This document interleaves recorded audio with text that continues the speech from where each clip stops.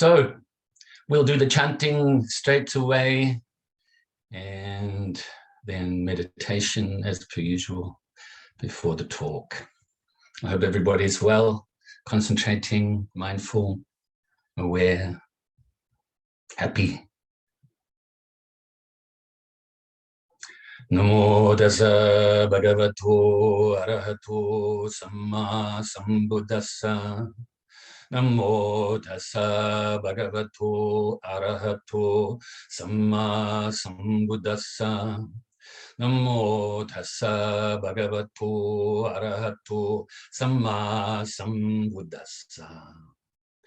Buddham saranam gacchami, Dhammam saranam gacchami, Sangham saranam gacchami, Tutayambi Buddham saranam gacchami, Tutayambi Dhammam saranam gacchami, Tutayambi Sangham saranam gacchami, Tatayambi Buddham saranam gacchami, Tatayambi Dhammam saranam gacchami, Tatayambi Sangham saranam gacchami.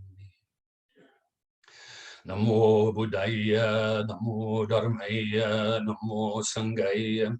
Namo Buddhaya, Namo Dharmaya, Namo Sanghaya. Namo Buddhaya, Namo Dharmaya, Namo Sanghaya. I take refuge until I am enlightened in the Buddha, the Dharma, and the Sangha. Through the positive potential I create by practicing the 6 paramitas, may I soon attain enlightenment in order to benefit all sentient beings. I take refuge until I am enlightened in the Buddha, the Dharma, and the Sangha. Through the positive potential I create by practicing the 6 paramitas, may I soon attain enlightenment in order to benefit all sentient beings. I take refuge until I am enlightened in the Buddha, the Dharma, and the Sangha. Through the positive potential I create by practicing the 6 paramitas, may I soon attain enlightenment in order to benefit all sentient beings. May all sentient beings have happiness and its causes. May they be free from suffering and its causes. May they never be parted from the happiness beyond suffering. May they abide in equanimity, free of bias, attachment to the near, and aversion from the far. I shall cause this. Great compassionate Buddha, please inspire me to be able to do so. Reverently, I prostrate with my body, speech, and mind, and present clouds of every types of offerings, actual and mentally transformed. I confess all of my negative actions accumulated since beginningless time, and rejoice in all of the virtues of all holy and ordinary beings. Please remain until cyclic existence ends, and turn the wheel of Dharma for all sentient beings. I dedicate the virtues of myself and others to the great enlightenment. However innumerable all sentient beings are, I vow to save them all. However inexhaustible my delusions are, I vow to extinguish them all. However immeasurable the Dharma teachings are, I vow to master them all. However endless the Buddha's way is, I vow to follow it completely. Om Mani Padme Hum. Om Mani Padme Hum. Om Mani Padme Hum. Tayata gate gate parasamgate bodhi soha. Tayata gate gate parasamgate bodhi soha. Tayata gate gate parasamgate bodhi soha. So now we will release the tension from our body and prepare our mind for the meditation. So get yourself nice and comfortable, not rigid, but also not slouching. And bring your attention to your body. We'll start at the bottom and release whatever tension you have and that you can release from the tips of the toes to the shoulders, down to the tips of your fingers and to the top of your head.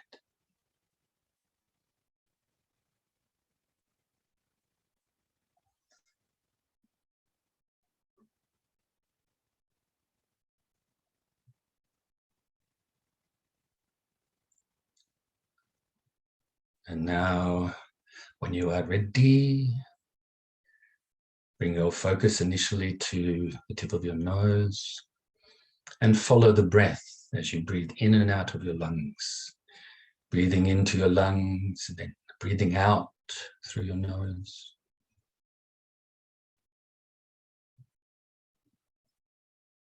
Focusing on the breath.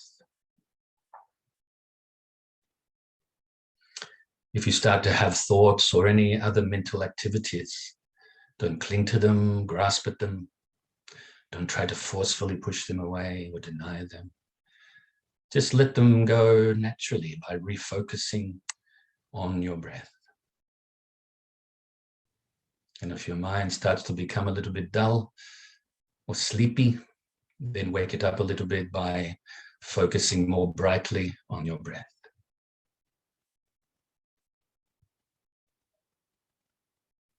So let's practice like this for a few minutes in silence.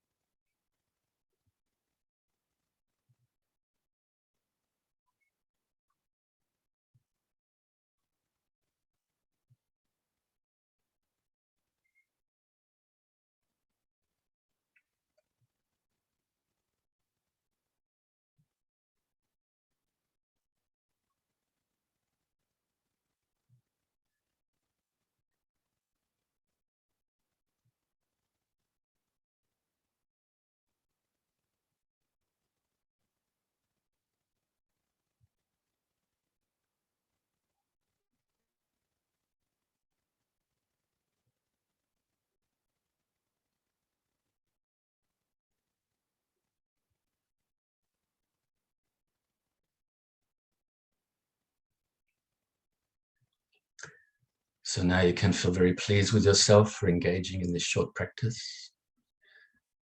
As mentioned many times before, you should do it a little bit longer, at least a little bit longer sessions when you're doing the meditation at home.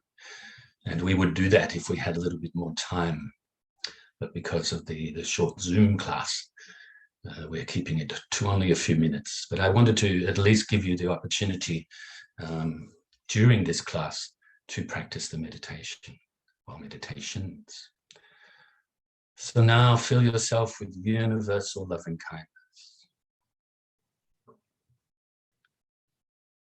As we start to engage in metta bhavana, loving kindness meditation.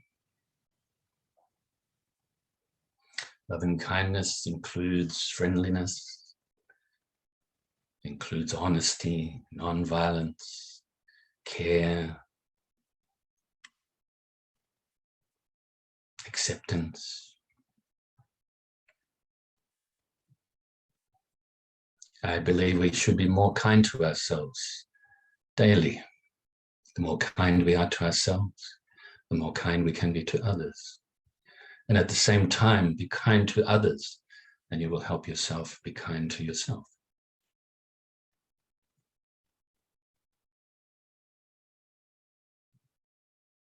Practice the two benefits of benefiting yourself and others.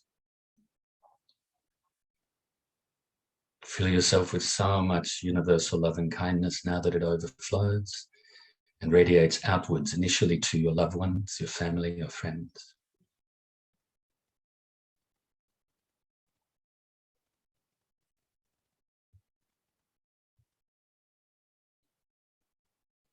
And also now includes strangers.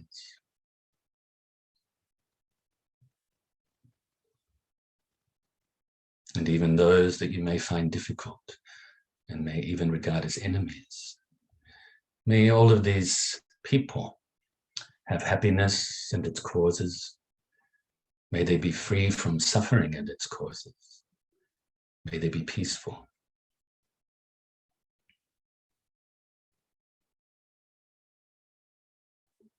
Now gradually radiate out further and further. Now include all of those living beings that live around your immediate area.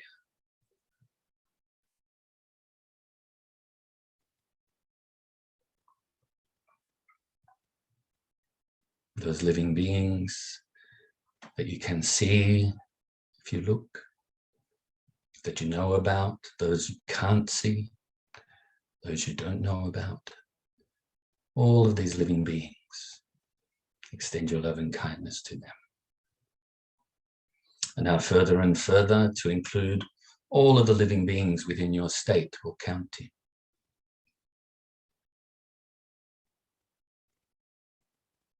And other states and counties throughout your whole country.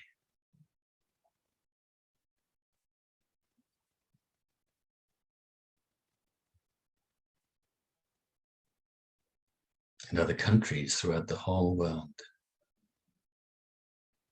May all the living beings on this planet be happy and have the causes of happiness. May they be free from suffering and free from the causes of suffering. May they be happy. May they be peaceful.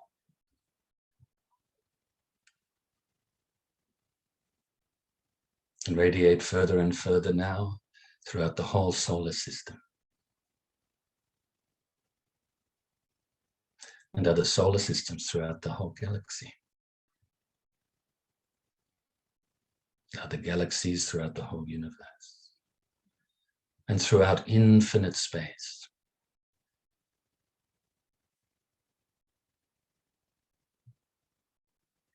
And also be present here and now to recite the dedication prayer.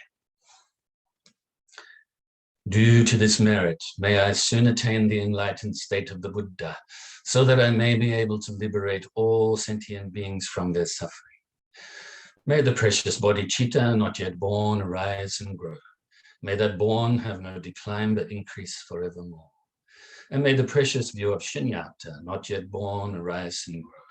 May that born have no decline but increase forevermore. And so I'll start out today's talk by mentioning to you, this will help your loving kindness meditation too, and other meditations as well. Normally we look at borders, we speak there The instruction mentions throughout your state, your counties, throughout your country, other countries, and other worlds, and so forth. But actually, everything is interconnected. Everything is interdependent. So whatever we do now affects everywhere, actually, even if it's minutely. Think about borders. Some of you may have actually seen my article that is no coming, no going. What else does it say? No here, no there. I give it different titles, different times, but the initial title for this article was no east, or no north, no south, no east, no west. And it was in response to a question that I had in regards to, for a magazine, or from a magazine, in regards to, do Western Buddhists or Buddhists from Western countries, do they want Buddhism practiced and explained in a Western way? And I thought to myself, well, what is that? What is Western? What is Eastern? Where is the central point of reference? What is North? What is South? And in this article, I mentioned that so often we see the separation. It's like you think, oh, here's a border, whether this be a land border or ocean border or a river border. You know, you see that that's the border there, and then there's the next country or the next state. But actually, doesn't that river or that piece of land or that ocean, doesn't it connect the countries rather than separate the countries? So this teaching is related to today's subject, which is the wisdom aspect of the 6 paramitas. And I was going to mention it another time, but as I was giving the instruction then to do with your own country, other countries and so forth, I thought, no, I'll actually start with this today. So wouldn't you agree that there's this connectedness? You could say as well, there is the separation, but the separation happens, first of all, in the mind of the human beings. Do you think the animals think, oh, okay, I'm now, let's say we're in Australia, I'm now in Victoria. And when they go over the border to New South Wales, they think, oh, now I'm in New South Wales. Or in England, if you're in England and you go over to Wales or Scotland, do you think the animals think like that? Oh, now I better speak with a Scottish accent, or I got to speak the Welsh language now. You know, do they? I've got to bark in Welsh, or I've got to meow in Welsh. You know, no, not at all. Us humans, we conceptualize everything and we divide things up. And this is erroneous thinking. This is dualistic thinking, conceptual thinking, of which this perfection of wisdom totally destroys, totally goes beyond, transcends beyond these types of ideas. Okay, so as you know, we've been speaking now for, I think, something like maybe 6 months, 5 to 6 months, on the 6 paramitas, or the 6 transcendental perfections of generosity, morality, patience, enthusiastic perseverance, concentration, and now wisdom. Of course, we've had, I think, 3 classes with Q&As, and just to sort of catch up a little bit and refresh ourselves. And so now we're going to have probably 3 classes on this.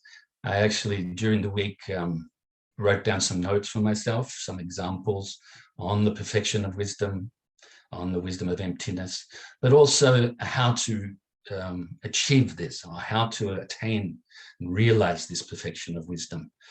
And how we do this is by engaging in the practice of the 3 wisdom tools: the wisdom tool of hearing, the wisdom tool of contemplation, and the wisdom tool of meditation. So put really simply, you hear the teachings or a specific teaching, then you don't just believe it on face value. You contemplate it. You use your ability to investigate and analyze and really check, as the Buddha said, like a goldsmith checks for real gold. Then you come to some understanding, and then you meditate on what it is you've understood from the teaching. It is essential to practice these 3 wisdom tools or engage in them. But don't stop at the wisdom tool of hearing. You just hear it. Because if you stop there, you will not get to understand it fully on a deeper level and have experiential understanding or direct understanding. Because when we're reading it or when we're hearing it, then this is like an inferential understanding because we're inferring to the scripture or we're inferring to the Dharma talk. The words spoken and the meaning behind the words still there. It's inferential, our understanding. And we want to go beyond that to some sort of indirect understanding, and then beyond that to direct understanding. Okay, so the 3 sometimes they're just known as the 3 wisdoms, but we maybe should use that word tool because, you know, as you know, whenever you use a garden tool or something, or a hammer to fix something, or hammer in a nail or something like that, you're actually, or even the kitchen utensils, they're kind of like tools. So they're actually there to help us to achieve something. And so this hearing, contemplating, and meditating is to help us to achieve or realize the supreme wisdom. Okay, so I've written myself probably 5 pages of notes, but big writing, so I don't have to put my reading glasses on to read it. And so I think 5 pages, but probably 1 foolscap page if I was writing small. So the wisdom is divided into 3 aspects, as mentioned. The wisdom that comes, you could say, put it this way as well, the wisdom that we realize through hearing, the wisdom that we realize through contemplating, and the wisdom that we realize by meditating. But the realization and of this so-called emptiness, or the wisdom of emptiness, or the perfection of wisdom, if you want, or transcendental perfection of wisdom, is realized in meditation. Okay, so we utilize our ability to hear or to study, with read or whatever, and then we use our ability to contemplate, analyze, investigate, and so forth to really check it, and then absorb the mind with it in meditation. Really important to know whether you start by just focusing on your breath to clear your mind, and then bring to your mind what it is you've contemplated and understood on that level, and then absorb your mind with that. Okay, this also means we're engaging in the practice of vipassana, or penetrative insight meditation. Okay, to penetrate beyond normal understanding, penetrate beyond the dualistic way of thinking. So the 3 wisdom tools, as I mentioned, the wisdom of hearing, and you could say studying as well. You should listen to or read from authentic teachers. Really what is an authentic teacher? It's, I guess, somebody who has been asked by their masters to teach.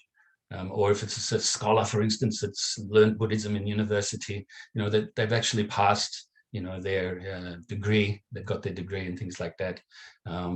Then authentic teachers. Normally, an authentic teacher, you could say, is somebody that has had the permission or the request to teach by his or her teacher or teachers, and then engaged in the teaching. And then at some stage, the master, his or her master will actually say, or masters will actually say, you're doing very well, basically. And then, continue to teach. Rather than in the beginning, what you do is you check with your masters what they want you to teach. For instance, you should teach this, they would say. Don't teach that. You're not ready to teach that, or your students aren't ready to hear that yet, or things like that. And so that's, you could say, authentic teachers. It doesn't matter what tradition it comes from. This is your choice, okay? Because actually, before a teacher takes on a student, really genuinely takes on a student, the teacher has to think, can I teach this student? Remain humble, remain modest, obviously, but do I know more than the student? Or is this student, is their character suitable for the way that I teach? Or can I adopt a different way of teaching for them? Things like that, you thoroughly test. But also the student should check the teacher or teachers as well. You don't have to just believe at any time. And so you can check this. If you feel some sort of affinity towards the teacher, I think we have affinity, even though we're on the computer now. And that's why we are together, in these classes, and also before, in the face-to-face classes at different places, different times. And so if you feel a closeness, or especially if you're learning from the teacher, sometimes your teacher may irritate you. Maybe they do that on purpose to help you to realize your faults so that you can see them, and that's not the teacher picking on you, because the teacher probably has those faults too. That's why we can recognize it. Actually, I say that to people. If you recognize the faults in others, that probably means you have them in yourself, even if you've worked really, really hard in your Dharma practice and you diminish them. Or at very least you've experienced them before. Maybe you have purified specific faults, but you had them before. That's why you can recognize them in others. And so the teacher's never picking on you in that sense. Okay, so I think authentic connection between the teachers and students is very, very important. Okay, don't just see it as you're going to school. Oh, I have to go to class today. Oh no, here we go again. That type of thing. And also don't get irritated at the teachings, because they are Dharma teachings, especially the wisdom teachings, which we're up to right now, are there to totally cut through and destroy the ignorance and the other faults that arise from this ignorance. Okay, so that's that. I mentioned learned scholars as well. Trusted Dharma friends. It's good to engage in Dharma discussions with other Dharma friends, whether not to win an argument or anything, but to help each other to create more understanding of the teachings. And also you yourself will create more understanding of the teachings. And the more you explain them to others, if your understanding is really clear, you should do so when you have the opportunity. Through Q&A as well, questions and answers, whether this is with your teachers, your masters, or with scholars or other virtuous Dharma friends. Okay, you can question and answer with each other. Sort of like I think it's called Dura in Tibetan. I don't know if you've ever seen in the Gelugpa tradition, Dalai Lama tradition, the masters or the teachers will question the students really quickly. The students have to immediately answer. And sometimes they've actually made a statement, and on purpose, the statement is incorrect. The students have to come back quickly and correct the statement. And it's actually a really good way of learning. But I think in the Western world, we would end up in arguments and fights with each other because of our character, unfortunately. Maybe that's not true as well. So reading accurately the sutras, and make sure that do the best you can to know that the sutras, the translation is good, that maybe if it's commentary on the sutras, just test that teaching as well. It's important that we don't waste our time, but also don't spend our time reading things that are inaccurate and not correct, or very awkward language that leaves you with a lot of doubts. So that's why authentic translators as well, and editors maybe as well. Okay, now I mentioned it's not enough to have inferential knowledge. I won't go into that more. I have spoken about that before by giving example of the ocean. If you want to know the ocean, you have to test it yourself. Experience it with all of your senses yourself, including your mind. Not just from a distance and asking people, and even looking at it, from even 10 meters away, just looking at it and thinking the ocean. You have to really test it for yourself. And so that is the wisdom tool of hearing and studying. We will touch on it more and more as well as we go over the next few weeks. Once again, I'll remind you, I'm not going to rush these teachings, so it could take longer than 3 weeks. It depends, okay?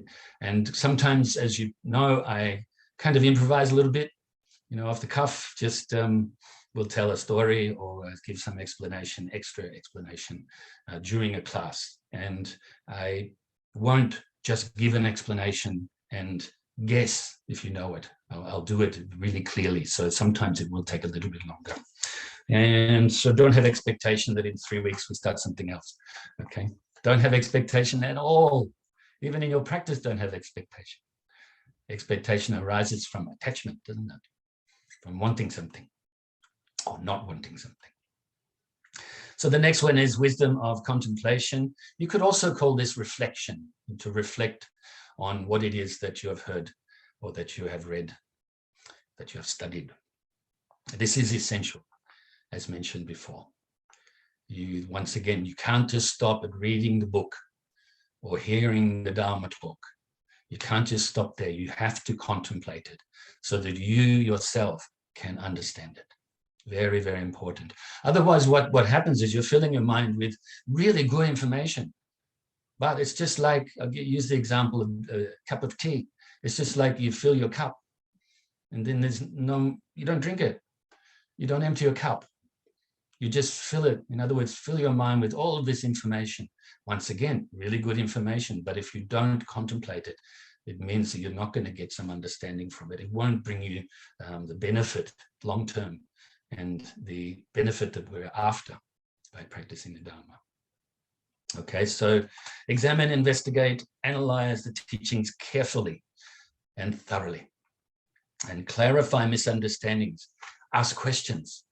So if you, after your contemplation and even some meditation on what it is, whatever level of understanding you have of that subject, then question the teachers, question your Dharma friends. Do some research yourself, even if you go onto Google or something, or even if you have maybe some dictionaries, Pali dictionary or Sanskrit dictionary in using Romanized or using the English letters, which I have, and also Buddhist encyclopedias, things like this that you can check things with, okay? And check varying sources is good as well if you're doing it that way. But question. With questions, you get answers. The more you clarify your question and make it clear, the more the answers can be clarified and explained very clearly too, okay? Where am I up to here? Then contemplate again, once again, to gain some genuine understanding. This helps us to eliminate doubts. When we contemplate and then we ask questions again, and then contemplate that again, and then start to absorb our mind with it. It helps us to alleviate whatever doubts and uncertainty that we have on the teachings and how to implement certain methods, meditation methods and so forth, and even these 3 wisdom tools, how to implement them. You can alleviate your doubts about them, doubts about yourself, even doubts about the teacher or even the Buddha and so forth. So remember the methods that the Buddha taught are there for our benefit. And they're not just there as, like I said, good information. They're there to be put into practice once you have some understanding of these and to absorb your mind with them. And once again, the Buddha's teachings very simply can be categorized into two categories, okay? Interpretable teachings and definitive teachings.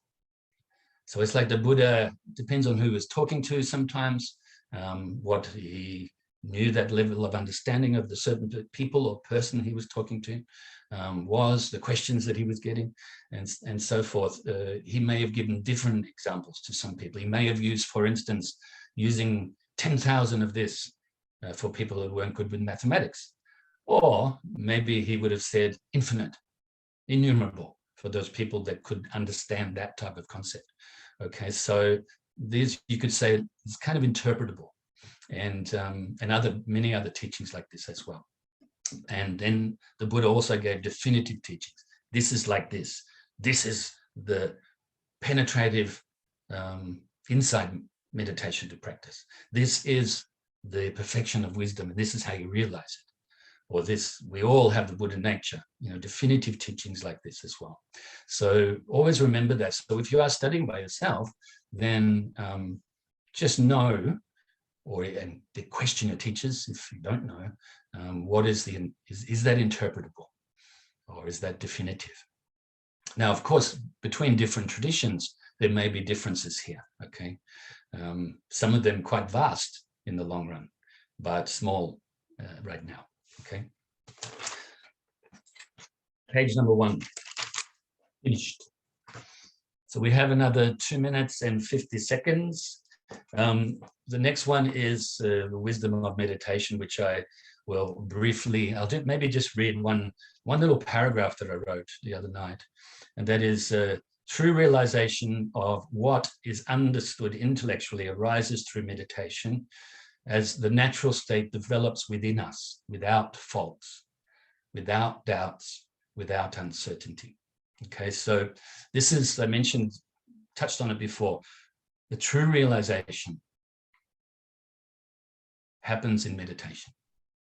That's why, remember I mentioned in a class a long time ago now, and I've mentioned this a lot throughout the ages, throughout the time that I've been teaching for, actually, what's it, 23, it's the 24th year now, I think.